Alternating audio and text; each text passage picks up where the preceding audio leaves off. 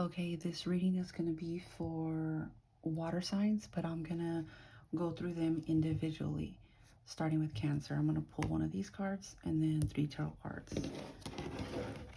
These cards are either going to give you a message from your person or a message from the universe on how to align better with your person, so you guys can be together. So let's see what message comes for Cancer. Sun, Moon, Rising, or Venus. Okay.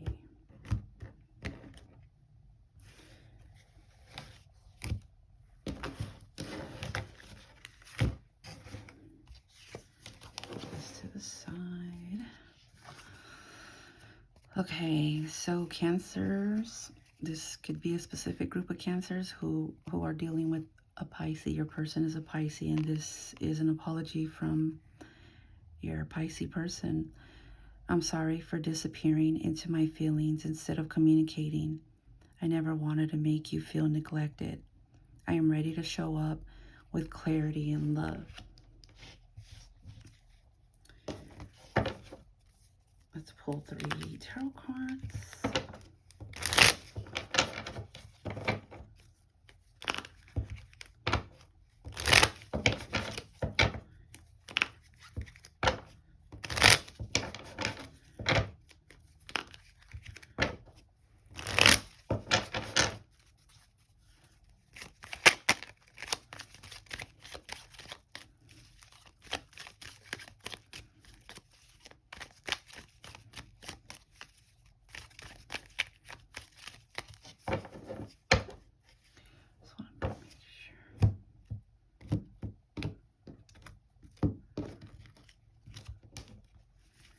Okay, 3 cards. Got the Chariot, the 9 of Cups, oof, and the 10 of Swords. So it doesn't shock me that this 10 of Swords is here. That's why this apology is here. This already happened, Cancer. So we're going to leave that where it's at and focus on these 2 cards, which is the Chariot and the 9 of Cups. So Cancer, you're dealing with a Pisces who, I feel like this connection is filled with a lot of emotions. Anytime 2 of the same element are dating, it intensifies things even more. So obviously water signs are very emotional, so there's a lot of emotions and intensity in this connection. Cancer, you seem to be very determined on how you want this connection to go, in what direction, at what pace. And you are emotionally fulfilled in this connection. So I don't know exactly what caused your Pisces person to shut down. I know Cancers could be really stuck in their ways, a little stubborn. So my advice to you would be to really try to compromise with your person. Just really try to meet them in the middle. Just figure out what works for both of you. Both are comfortable, because the emotions are definitely there. But sometimes Cancer could really squeeze a little too tight. And I mean, it could be a lot of things, you know.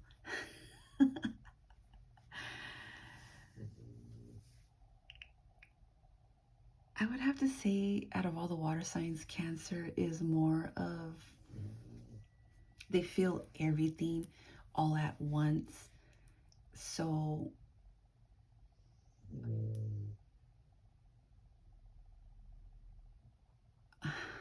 like, I would say Cancer is the split between a Pisces and a Scorpio.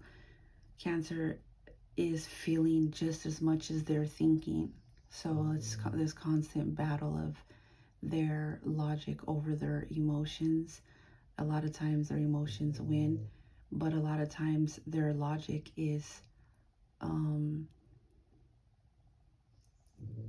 intensifying those emotions. So if they're thinking something that's more on the negative outcome of a situation, their emotions are going to be that much more magnified towards their thoughts.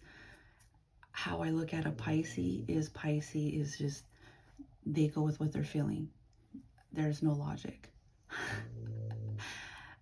Scorpio, they are, I'd like to describe a Scorpio as putting a cat in a bucket of water. They're very resistant because um, even though they feel so intensely about things, because they feel so intensely about things, they're they're gonna lean more towards their logic first. The math has to be mathing all the way through.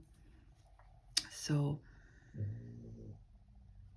Cancer, I'm assuming because of how your Pisces reacted towards you, you know, saying some pretty harsh words that made you feel um, a little betrayed, a little stabbed in the back. Um, a conversation definitely needs to be had about compromise. And yeah, so that was your message for Cancer. I'm gonna reshuffle and reshuffle for Scorpio. Scorpio, Sun, Moon, Rising, and Venus.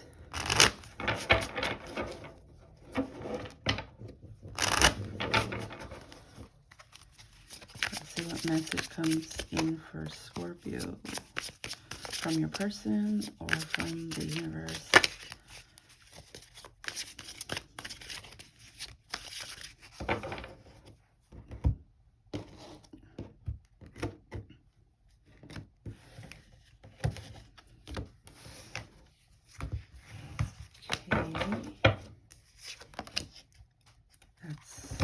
That's the main message for Scorpio.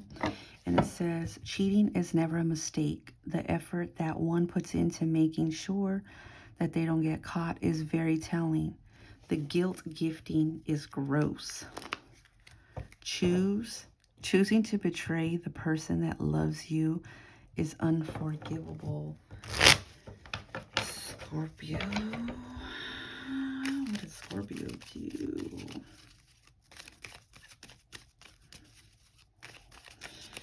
This could be a message for Scorpio who's cheated, or Scorpio, you are dating somebody who's cheated on you. Let's see what tarot cards come. I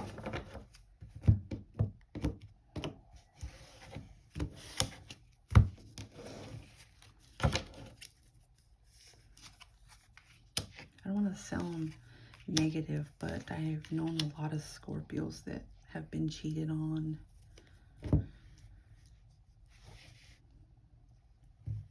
Scorpio, you are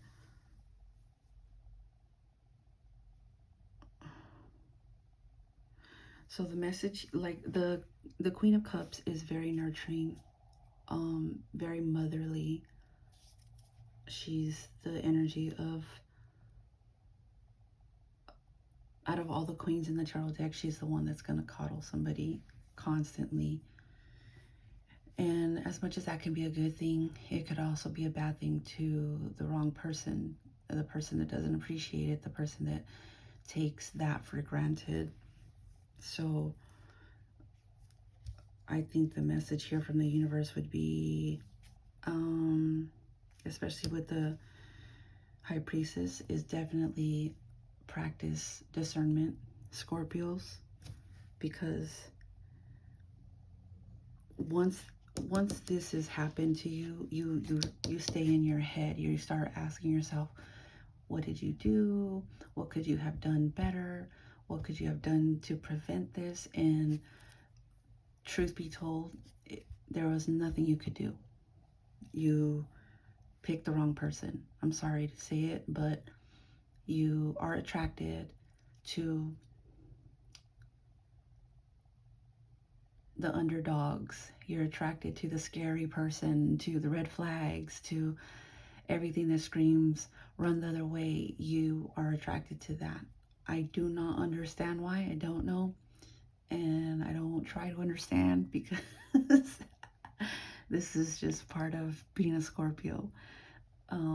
All you can do is learn how to navigate better through that and be more aware when you do that, so that you can try to stop, or maybe, because you're definitely not going to run when you see one red flag. It's like you need to see 100 red flags for you to finally be like, okay, maybe this is not a good idea. So maybe practice, telling yourself, you know what, the first 20 red flags and I'm out of here. You know what I mean? And that's what this High Priestess is here for. It's trust your gut. And Scorpios are very, very intuitive. Scorpio knows they're going to be betrayed before the betrayal happens. Let's be real with that, okay? Can we agree on that? Scorpios know and feel the exact moment that they are going to be betrayed before the betrayal happens. But for whatever reason, Scorpio always wants to see it play out. So practice, practice, practice. Just being more aware, trusting yourself, and, limit the red flags that you're going to be accepting. And that's the message for Scorpio.